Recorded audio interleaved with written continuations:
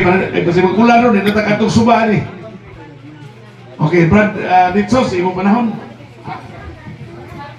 Okay, daghang salamat Brad, o salamat kayo sa mga kaigsunan diri sa Mandulog. O salamat kayo labi na ka Brad Turning ubang sa pamilya. O salamat nga din kami naabot sa diri napita. Murag daghan ako nakanhi diri. Ika patisipika sa una.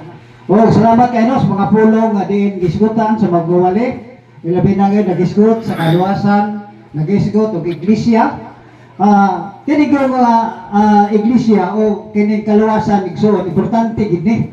Nga naman kung dili ka usa ka membro sa iglesia sa tong Ginoo, wa ikay kaluwasan. Ngam, di ba? Kisabay mo pa kuan na nga kung membro di ka membro sa iglesia sa tong Ginoo, di ka maluwas. Kaya ang gikuan ko na bagsoon, diya sa Efeso Kapitulo 5, versikulo 23, ipanag-ingnan sa kabagtayon ang iglesia.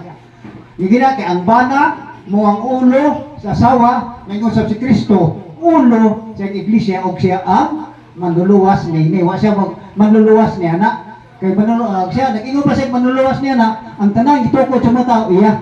Pero niini man sa tong usara singular. Mura igahang pagkaluwasan. Kung wala ka mamimbro diya sa iglesia sa tong Ginoo, nabagay kaluwasan? Wala. Ano man?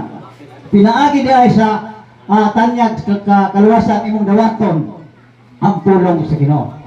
Sa atong i-reason ni sa Marcos 16:16. Naging niya pagnakaw kamo sa tibok kalibutan.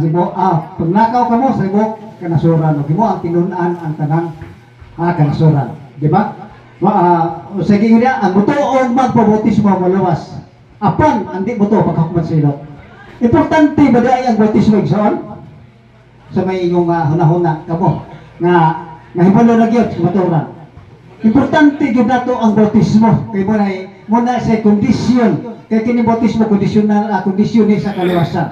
Kay una sa tanan mamati ka dayon sa mga pagpamati mutuo dayon mo sa iyong pagtuo musugid pag sa pagsugid usay mo buhaton hinulsol pag hinulsol bautismo muna siya requirement sa kaluwasan sa tao.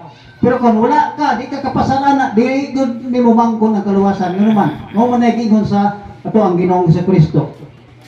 Ingon na Juan Kapitulo 14 versikulo 15 kung igod pa mo kanako inyong tumanon akong sugo.